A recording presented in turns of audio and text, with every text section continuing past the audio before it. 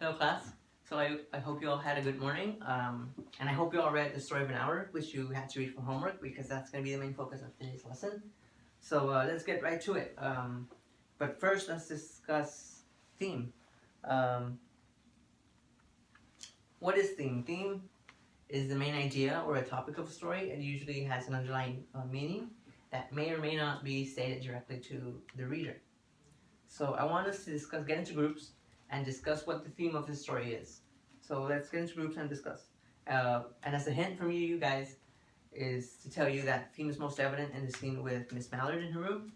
So analyze this room, analyze Miss Mallard's surroundings and the way she speaks. So let's discuss. Okay, class. So you all gave some pretty good points. So let's look now at this little excerpt that I just told you about the room. And I'm going to be reading to you guys. So I'll start. She was beginning to recognize this thing that was approaching to possess her, and she was striving to beat it back with her will, as powerless as her two white slender hands would have been. When she abandoned herself, a little whispered word escaped her slightly parted lips. She said it over and over under her breath. Free, free, free. The vacant stare and the look of terror that had followed it went from her eyes. They stayed keen and bright. Her pulses beat fast, and the coursing blood warmed and relaxed every inch of her body. She did not stop to ask if it were or were not a monstrous joy that held her. A clear and exalted perception enabled her to dismiss the suggestion as trivial. She knew that she would weep again when she saw the kind, tender hands folded in death, the face that had never looked save with love upon her, fixed and grey and dead. But she saw beyond the bitter moment a long procession of years to come that would belong to her absolutely, and she opened and spread her arms out to them in welcome. There would be no one to live for during those coming years. She would live for herself. There would be no powerful will bending hers in that blind persistence with which man and woman believe they have a right to impose a private will upon a fellow creature. A kind intention or a cruel intention made the act seem no less a crime as she looked upon in that brief moment of illumination. And yet she had loved him, sometimes. Often she had not. But what did it matter? What could love, the unsolved mystery, count for in the face of this possession of self-assertion, which she suddenly recognized as the strongest impulse of her being? So this is the excerpt that I told you guys to analyze while you were in groups. And so this part right here tells us, is a key aspect of the theme, which is the oppression of marriage.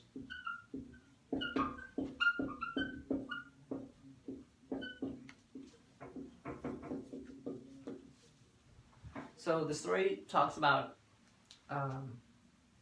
the ways in which she was oppressed. You know, she talked about how she lived for her husband only and not for herself.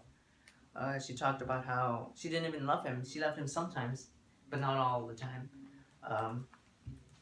And so this gives light into what a typical marriage in the 1890s looked like. You know, because in those years, if you thought, you know, the 1940s, 50s, or 60s were bad for women, well, back then it was way worse. You know, back then women pretty much had to comply to the demands of men, and mostly their husbands and fathers.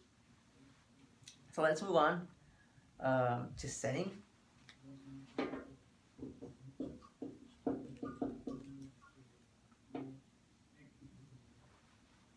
So what is setting? Setting is the time and place in which the story takes place. That's pretty obvious. You should know that by now.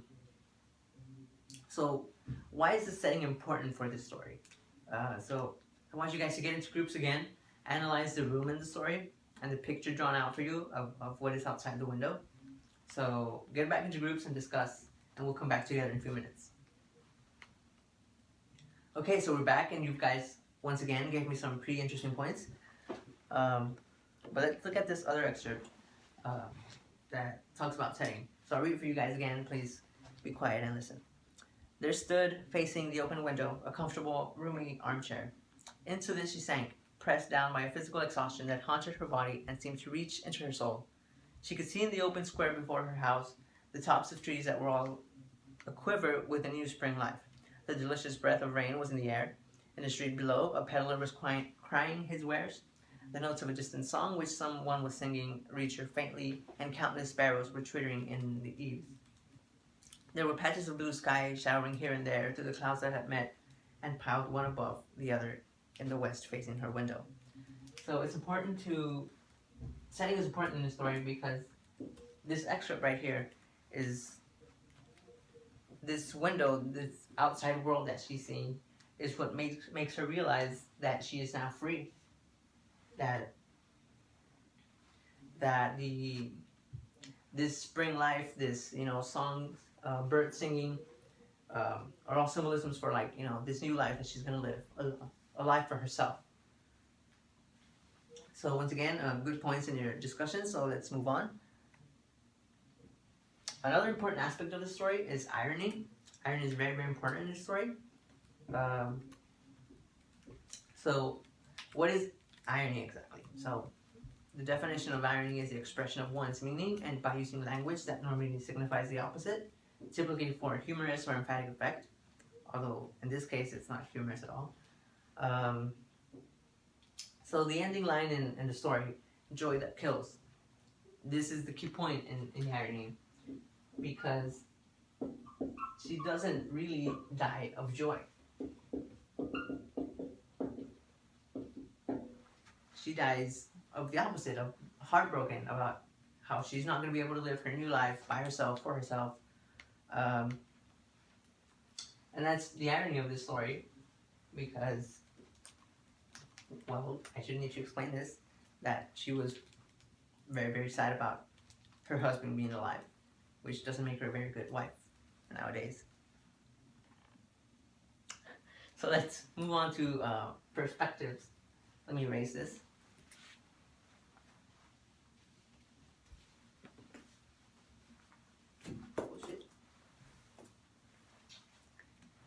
Perspectives.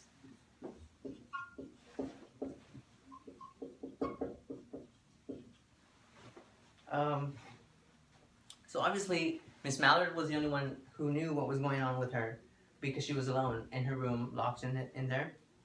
But the other people in that house probably thought that she was, very sad about her husband's death. They thought she was going to do something stupid like suicide or whatever. So they thought she was mourning, but when in reality she was rejoicing. So let's expand on this perspective topic, and I'm going to give you your individual assignment. So for homework, I want you to rewrite the story of an hour, by using a character's perspective other than Miss Mallard's. So based on what you read and analyzed, I want you to decipher what each character that I will assign to you. Decipher what each character might be thinking during the events that pan out during the story. And setting and theme should also be reflected in this story. And so when we come back tomorrow, you guys are going to be presenting this story. You're going to be sharing us the story newly written in this character's perspective. So I think that's going to be all for today. Good discussions today. You guys did well. I'll see you all tomorrow.